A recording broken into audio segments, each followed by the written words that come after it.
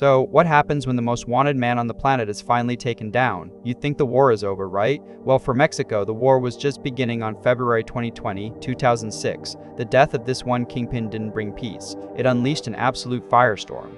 Let's break down how it all went down. For years, this is how Mexican authorities saw him. Nemesio Oseguera Cervantes, a man much better known as El Mencho. And he wasn't just another drug lord. No, he was seen as a direct threat to the entire country's national security. I mean, this was a guy who commanded a paramilitary empire so big it had a footprint on every single continent except Antarctica. On paper, the operation was a huge success. It was the end of a manhunt that had lasted for a decade, but what happened next was just pure chaos.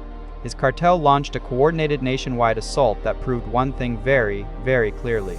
Killing the king was just the start of a much bloodier war. So, how did one man build an empire so incredibly powerful it could bring an entire nation to its knees? To really get the chaos that followed his death, you have to understand the man who built it all. You have to understand El Mencho. Okay, so the Jalisco New Generation Cartel, or CJNG, this wasn't just some gang. You got to think of it more like a multinational corporation of crime with El Mencho as its absolutely ruthless CEO. He turned it into a straight-up military force armed to the teeth, and they became infamous for a level of brutality that shocked even people who'd seen it all. They weren't just fighting rival cartels, they were taking on the government itself, all while flooding the world with fentanyl. I mean, just look at this trajectory, it's incredible. El Mencho goes from being a small-time dealer in California to Mexico's most feared kingpin. But the real turning point, 2015, when his guys used a rocket-propelled grenade to shoot down a military helicopter, that was a declaration of war. It sent a message to everyone. The CJNG wasn't just another cartel, they were an army, Alright, so how do you even begin to take down a guy who commands his own army? Well, after years of close calls and near misses, security forces finally got their shot, and the takedown into Palpa, it was a masterclass in intelligence, patience, and execution. For years, El Mencho was a ghost. I mean, he was always one step ahead, so what changed? Well, it wasn't just some new piece of technology, it was a combination of his own body failing him and some good old-fashioned spy work. You know, for all his power, El Mencho's biggest weakness turned out to be his own health. He had failing kidneys, which meant he needed regular dialysis. That severely limited his ability to be on the move. He was essentially tied down. That vulnerability forced him to stay in static, predictable safe houses. The final piece of the puzzle fell into place when agents tracked a close associate of one of his girlfriends to this remote compound in Jalisco. And after the raid, they found the proof, a cooler with his kidney medication, a pretty stark reminder that it was his own weakness that led to his downfall. Now, this whole thing was a joint effort, but you got to understand the division of labor here. A Special US task force provided the brains. You know, the intel, the drone surveillance, basically mapping out El Mencho's entire network. They call it a targeting package.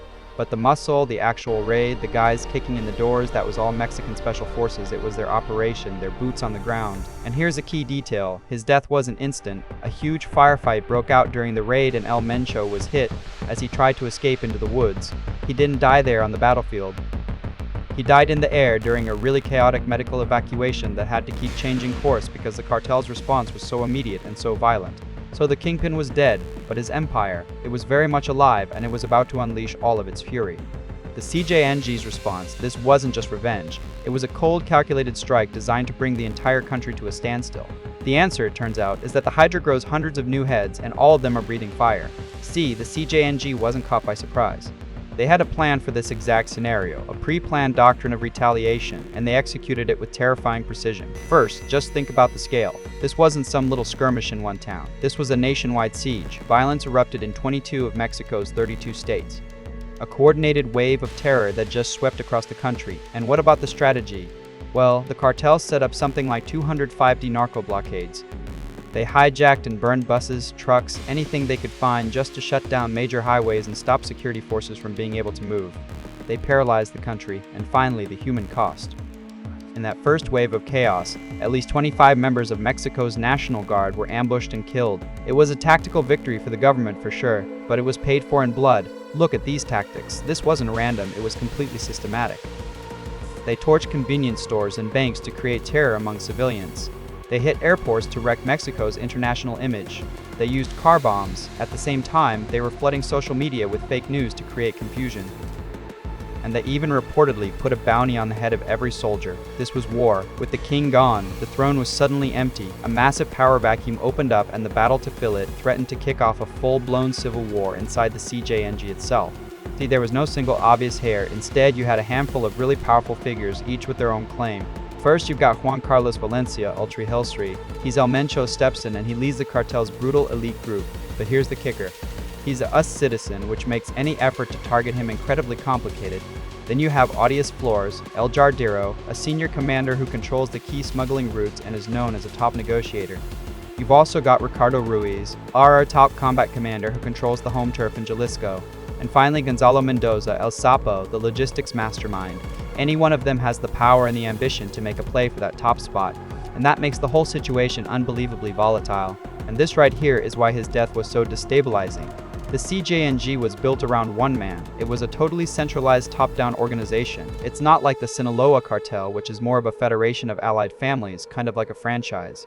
With the CJNG, there was no clear succession plan. So you take out the center, and the entire organization is now at risk of just shattering into a violent, multi-sided civil war. So the world's most wanted man is gone. But has that actually made the world any safer?